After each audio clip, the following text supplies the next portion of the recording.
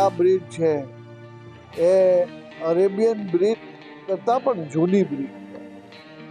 Arabian સાથે આ બ્રીડને કોઈ સંબંધ નથી. આ બ્રીડ અરેબિયનમાંથી ઉત્પન્ન થયેલ હોવાના કોઈ ઐતિહાસિક પુરાવા પણ મળતા નથી, અથવા તો ડીએનએમાં પણ આ બ્રીડ એક્સપેરિમેન્ટોમાં પણ આ સાબિત થતું નથી કે આ બ્રીડ છે એ એની સાથે અરેબિયનને સંબંધ છે. આ બ્રીડ છે એ ઘણી જૂની ઐતિહાસિક બ્રીડ છે. આ બ્રીડ એક આપણી નેશનલ વેલ્થ છે. એને કારણે આ બ્રીડને જાળવી રાખવી ખૂબ જ જરૂરી છે. કાઠિયાવાડી ઘોડાના સંવર્ધન માટે રાજકોટ જિલ્લાના વિછિયા તાલુકાના હિંગોળગઢ ગામે અશ્વ સંવર્ધન ફાર્મ 10 એકર જમીન પર તૈયાર કરવામાં આવ્યું છે.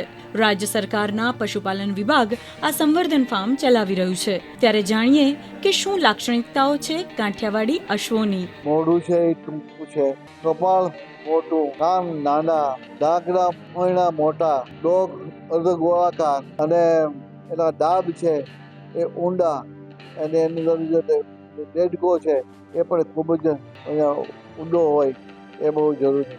એનો કલર સફેદ, લાલ, દંડ અને ઘણી વખત માખડો કલર પણ ઘણી વખત આવી જાય છે. 13.5 થી લઈ અને 14.5 સુધીની ઊંચાઈ એ યોગ્ય ગણવામાં આવે છે. ઘણી વખત સારા મેનેજમેન્ટમાં 15 સુધીની ઊંચાઈ મેળવવામાં આવે છે. આ ઉપરાંત સુરેન્દ્રનગરના ભીમોર પાસે પણ કાઠિયાવાડી અશ્વોની ઘરે ઘરે અલગ જ રીતે જાળવણી કરવામાં આવે છે. કંકુ વરુણી ભમકા હરવો હાલે માળ તાતા તોરિંગની રાવતી પડ જોવો પાંચાર. આ પાછળ જોઈ શકો છો તે ભીમોરાનો જે અમારા પૂર્વજ નાજા ખાચરનો જે કિલ્લો છે, એ કિલ્લો જે અવસ્થામાં છે એની પાછળનું જે રહસ્ય અને વાર્તા જે સૌરાષ્ટ્રની રચધારમાં ઝવેરચંદ મેઘાણી રચિત જે છે, એમાંય આ જે ભીમોરાની લડાઈ એક વાર્તા સૌરાષ્ટ્રની રચધારમાં જે લખેલી છે, એમાંય તે લડાઈની પાછળ તે અશ્વ પ્રેમ જ છે.